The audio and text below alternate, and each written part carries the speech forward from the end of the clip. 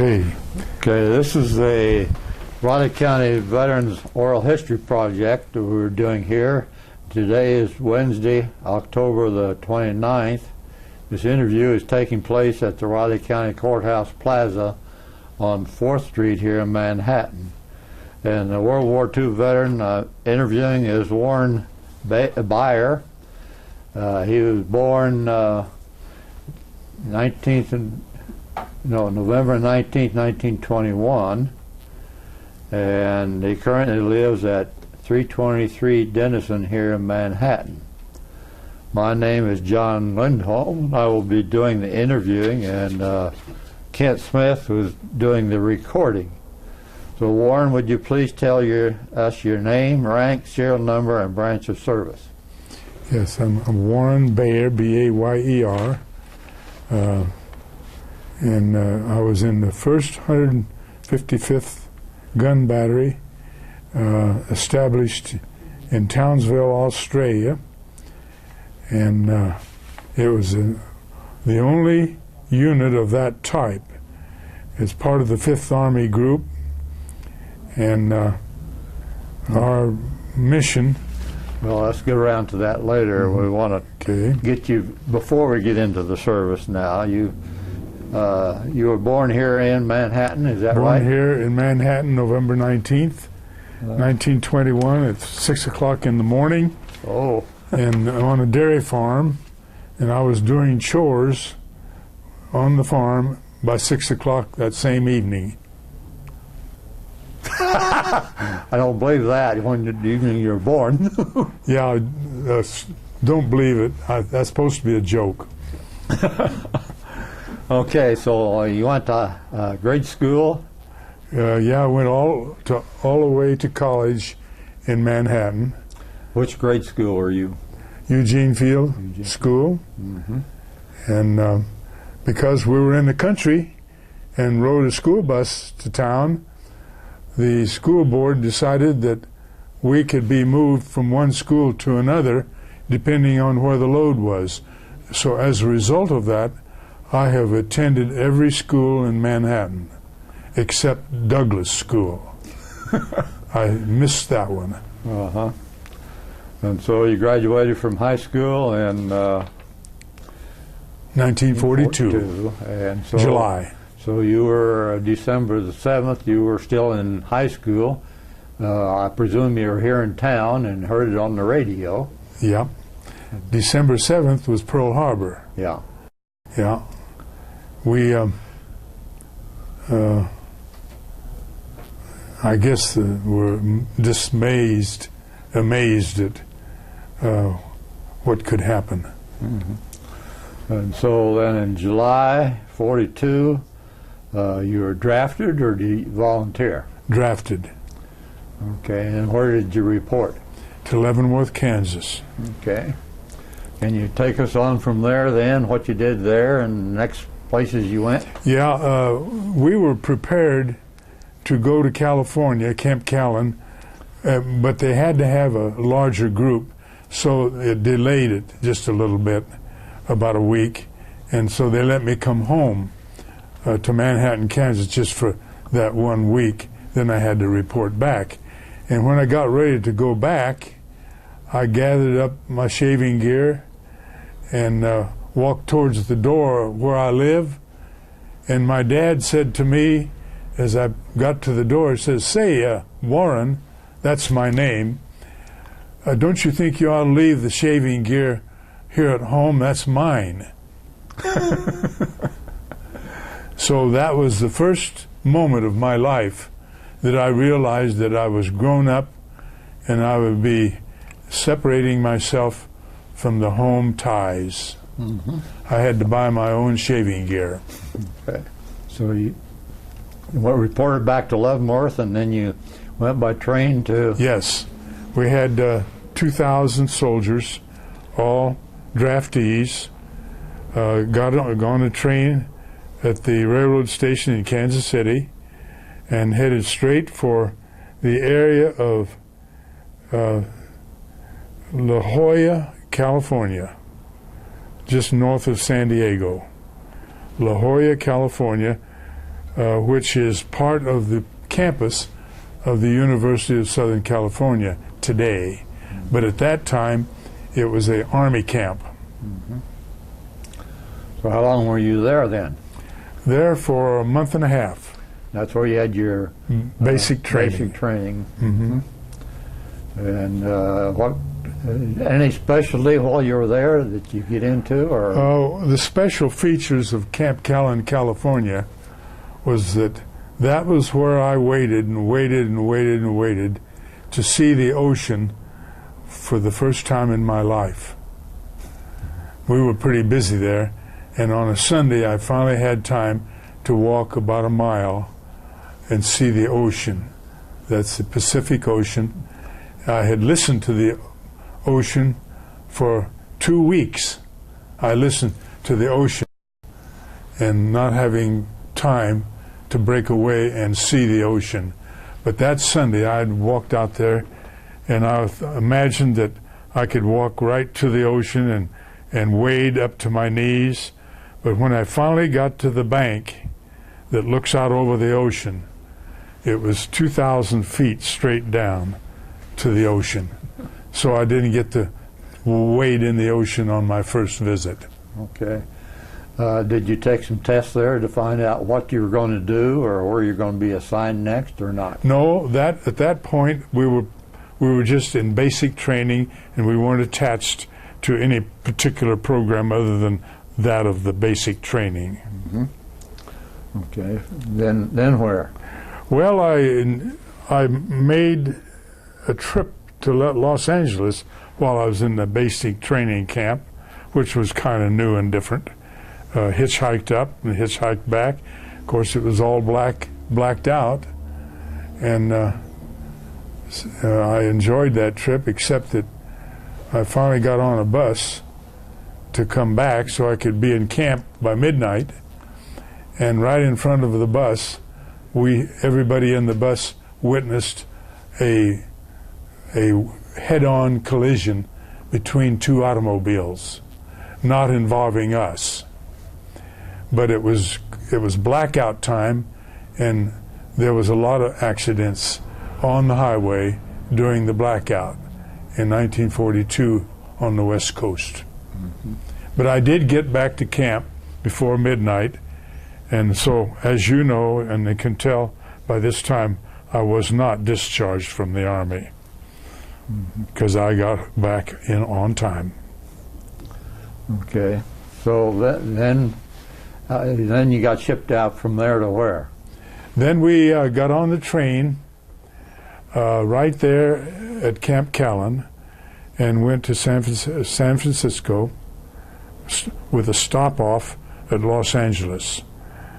And when we got to San Francisco, we ended up at an Army camp called John T. Knight there in the Bay Area, where they loaded ships for the Western Hemisphere for military use only.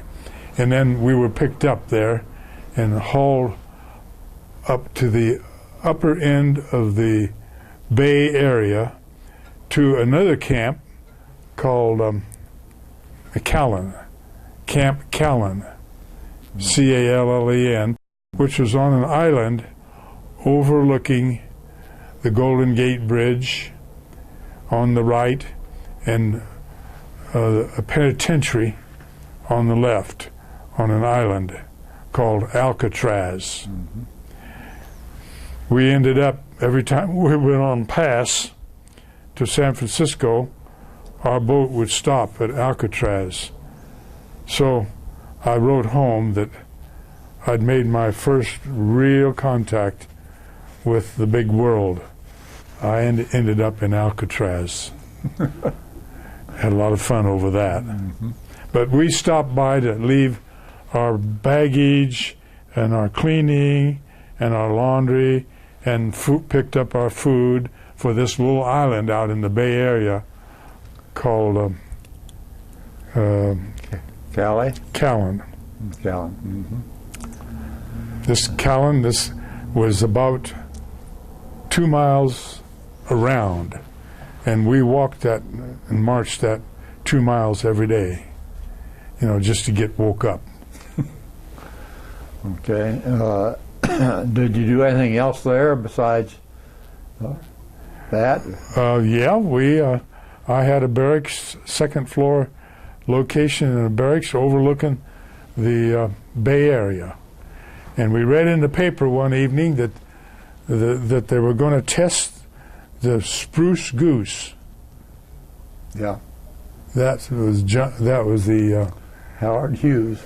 Hughes got paid $1 million to build it, and all he had to do was fly it off the water at least 6 miles. And if he could do that, he got his $1 million. And we watched it from on top of our island in our second floor of our barracks.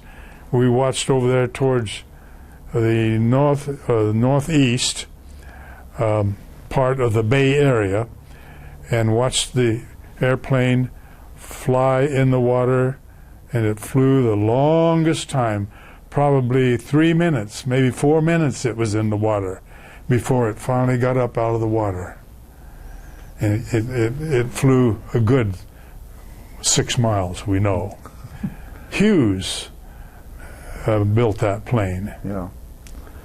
But you ended up in a gun battery.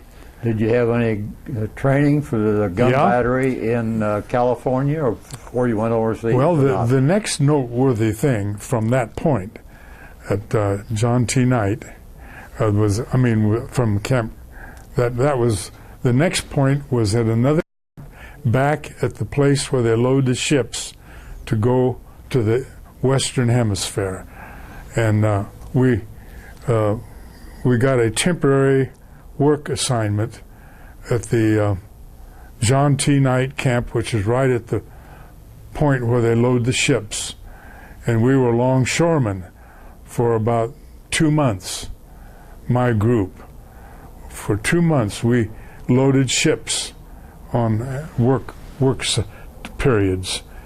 And I was a winch operator that operated the cables that pick up the load on the dock, pick it up, and swing it across the ship and the ship's hold, and let it down in the hold. Did it with these 2 hands by working the winches, 2 winches. And that was when I decided that I wanted to be in the moving business someday and have winch truck of my own. The heaviest thing I've ever lifted off of the dock and put in the hold of a ship was 70-ton tank. 70-ton tank. And the ship leaned over. And it kept leaning over, leaning over, leaning over before that 70-ton tank ever got up off the ground. And finally, they had to get another barge and bring alongside on the other side and hook on to the ship because they didn't want it to lean any more than it did. That was interesting to me. And as a result of some of these mechanical experiences, we ended up in the construction business at home. We had a stone quarry in our farm, and because of that we had machinery, and that's just a little sideline that I learned while I was in the Army working at this port, loading ships that were destined for points unknown in the Southwest Pacific. So you were there how long before you then headed about out? 3 months. 3 months. I turned 21 years of age while I was at Camp T. Knight at the pier and the port, loading I operated a winch on the ship most of the time, and a lot of the time in the warehouse area, bringing the merchandise out to the ship, I would operate a forklift. And these 2 experiences were very noteworthy in the formation of my 2 years in my work. Okay. So then from there, did you go overseas, or did you go some other place in the States? Well, we got orders to leave John T. Knight and go up to the capital of California. Forget the name, but it's up the river. Fresno? No, it's not Fresno. Sacramento. Sacramento. Went up the river on a side-wheeler boat, or 50 of us guys from John T. Knight Camp. We went up for training and examinations and health care and diagnosis to be considered good gun fodder. They wouldn't want to shoot the wrong kind of people. We passed that test. Mm-hmm. And then came back down from the capital of California and got on a ship at the same pier and dock area that I worked for 3 months. And we were walking up the gangplank on the ship when we first found out where we were really shipping out to. And at that point, we found out we were going to Australia. Okay. How many days did it take you to get to Australia? 28 days. 28 days. And 28 pounds. I lost 28 pounds. You got seasick? Seasick, so I couldn't eat or drink anything. Even water would come back up. So did you go by Hawaii on the way or not? No, non-stop. Non-stop. To Brisbane. To Brisbane, And here's Australia way down here. Yeah. South of China. Mm-hmm. Brisbane was right about here. Yeah. And we got off the ship and were put into a temporary camp where we were going to be issued certain clothes and camp out equipment for the area that I was destined for, which was aboard a narrow gauge train from Brisbane direct to Townsville, Australia, on the east coast. Yeah. So you can show there where Townsville is, and that's where your battery group was formed. Is that right? Mm-hmm. Yeah. Only one group like it. There was no other group like it. And the assignment. Do you want me to mention the assignment we were? Yeah, on? I think that'd be good right now. Right here. The assignment was to intercept enemy shipping who went through and passed and around from Japan to Australia and back. We intercepted the shipping, which was enemy shipping, and we used our 155 millimeter guns to fire on them. And we had 4 guns and 2 units in each section. We had a section over on this island and a section on this island, and we'd shoot at these enemy shipping from both sides. And of course the first salvo would turn the ship around, and that's when they'd leave. They wouldn't go any further. Okay, so you had your training there at Townsville. Townsville, and then further, the rest of it was preliminary to going into active duty on the island of Carolina. Carolina, so that's up east of New Guinea. Yes, east of New Guinea. Northeast of Australia. And again, you can point out some of these areas here on the map where you were operated from. Yeah, Millen Bay was down here. That's where we went in to get set up our first jungle campground. And we were all by ourselves, and our lieutenant battery commander was only 24 years old, been out of Bennington Fort, Georgia, or Fort Bennington training, and he was only 24 years old, and we had half of our outfit were people that were double that. And then we finally got on an LST and shipped back out of Millen Bay and went on around over here to camp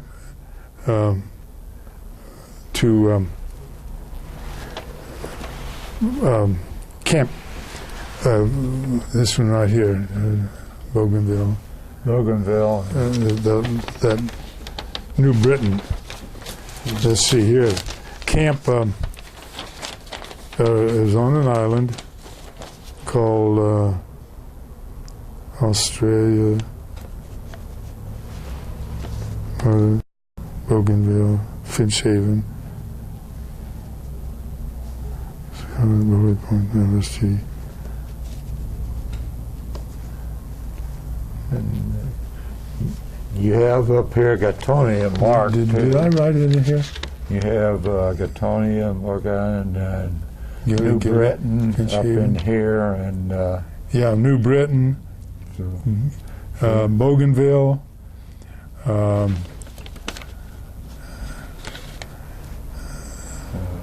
Finch Haven, New Guinea, on the east coast, and we had Townsville, Gilly. We had 2 islands that we got on, which I wasn't able to. I could write that down later on. Yeah. I'll write it down here. Okay, now then, the Japanese were here on that island, were they at the time? Bougainville, right here. That's where the Japanese were? Yeah, they were still there, and also New Britain. Right this there. right here. Mm-hmm. And this New Britain, that's the one that we volunteered to ride a PT boat like John Kennedy had. And we ride 60 miles from our island, which is right along in here, and we'd ride up to it was dark by the time we got there, and we would, wherever we see little lights along the beach, we'd buzz in and strafe those places with 40-millimeter guns off of this PT boat. And as soon as we unloaded all of our ammo, we would turn around and head out into the open ocean again. And that was kind of fun. PT boats, pretty fast. Mm-hmm. And the rest of the story around there, we went to 2 islands and moved our guns and everything. And one of them was, the second one was 60 miles from the first one. Mm-hmm. And then we came back to Finch Haven, New Guinea, and trained for quite a while. And while I was in Finch Haven, New Guinea, we practiced firing up on a hill at the north side of town, above Scarlet Beach. There's a beach down there, Scarlet Beach, and we'd fire and test ourselves for accuracy as a form of training.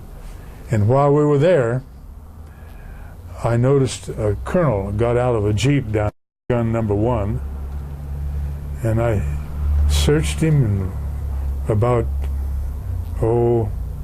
200 feet away, I wasn't sure, and I told my buddy sitting in a chair beside me that if he'd hold my clipboard, I think I'll go down to the Jeep and find out who that colonel was, because I think I know.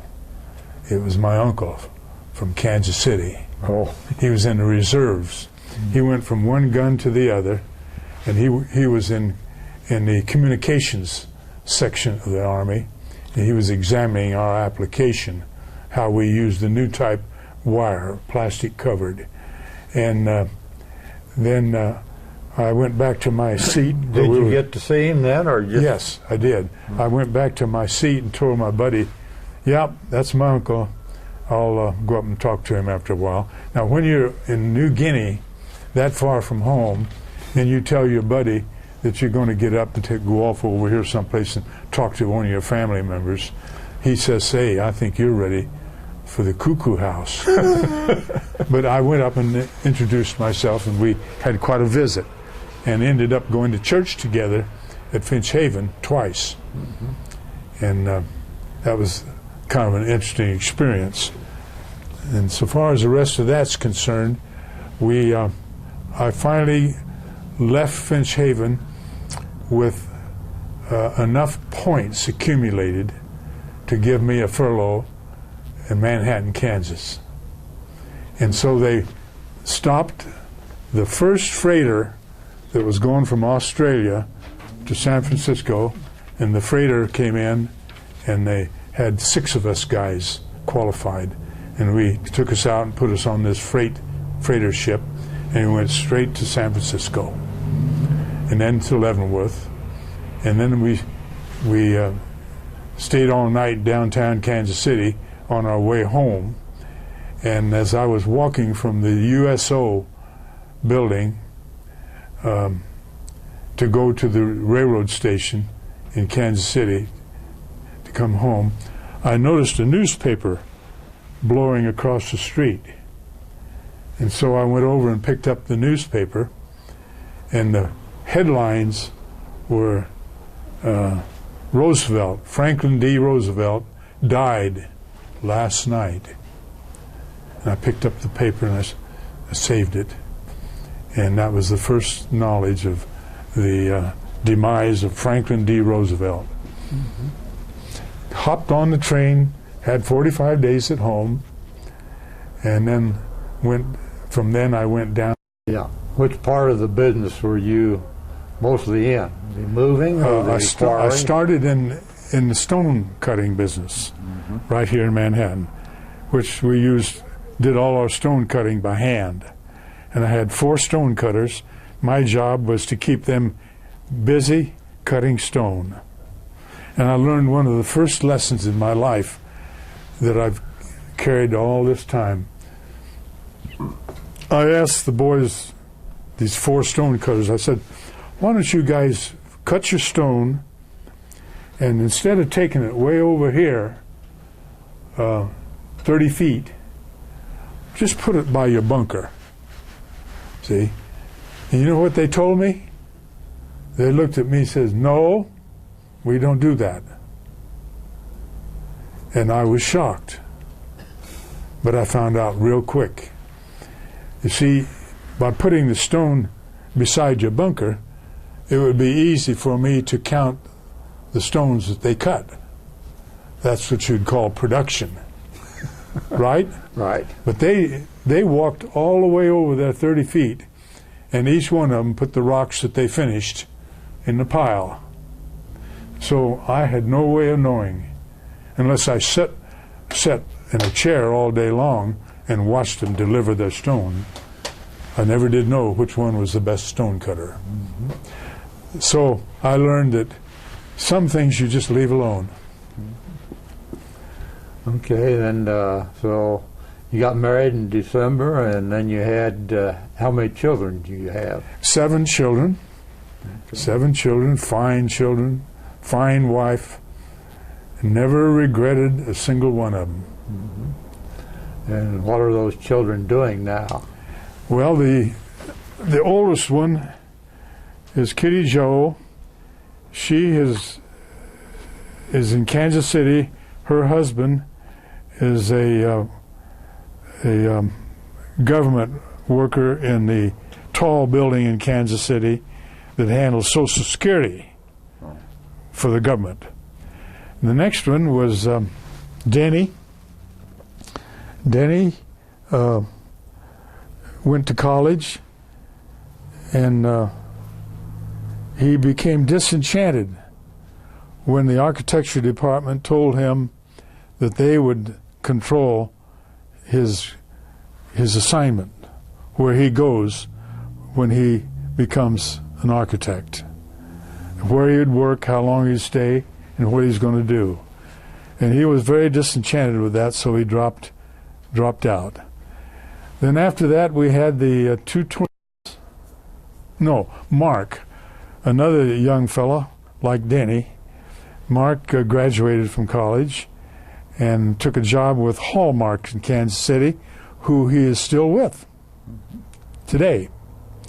Then the twins come along, the twin girls, and they, one of them married a real estate man in Manhattan, Jack Ryan, and the other one married a Bell Telephone Company lineman. He climbs poles. The taller the pole, the more you get paid. And he's doing fine. He's just about ready for retirement. And the youngest one was Deanna, and she married a banker in Kansas City, and she's involved with real estate. And then Randy is another younger boy, and he's severely mentally retarded. And he's with KNI Institution as a government home in Topeka, Kansas. Doing fine. Good-looking boy, just doing fine, but will probably never take his right place in society because he's severely mentally retarded. We enjoy him very much. He's lots of fun to be around. We visit him all the time. He's situated in Topeka, Kansas. Yeah. Are you still working? Still work, and only recently did I choose to work just mornings only, or I wouldn't be here. Well, I get off if I have an assignment like this, but when noon comes, I'll be done for today. Do you and your wife do any traveling? Yes, we've been all over the country. We've wore out 3 motorhomes in our lifetime. We don't have a motorhome at this time. We still would like to do some traveling, and we're getting close to it every day. We'll go to Texas a lot. We like the East Coast because of the foundation of the history of this country. We love that. All the history that we've studied all our lives. When you're on the East Coast, you have a chance to participate in it and see what it's really like Bar Harbor and Kennebunkport and the town north of New York City where they build submarines, and the Hudson River, and on down to Florida. We love all those places. Well, of your military career then, what you learned in San Francisco Bay was what you made use of afterwards. Yes, it had a lot to do with the true assignment to the construction business because of the machinery. I loved operating that winch and putting those 10,000-pound pallets of merchandise down to the bottom of the ship, and coming up, swinging the hook out over the bay or over the dock, picking up the next load or unloading. And I really enjoyed that. And the forklift, the handling of the forklift, handling of merchandise, and there's many incidents that, if we had the time, that I would love to talk about that occurred in connection with working as a longshoreman for the U.S. Army. Well, Warren, it's been nice to visit with you about this and learn your experiences and where you served during the World War II. And so we appreciate that, and glad that you come in and made this recordings for the send to the Library of Congress. Fine. I'll try to live up to the prestige of that premise. Thank you.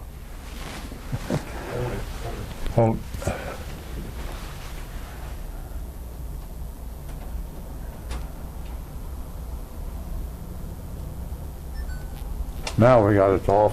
Okay. Put this up in here for now. Okay. You don't want any of these memorabilias? Well, about the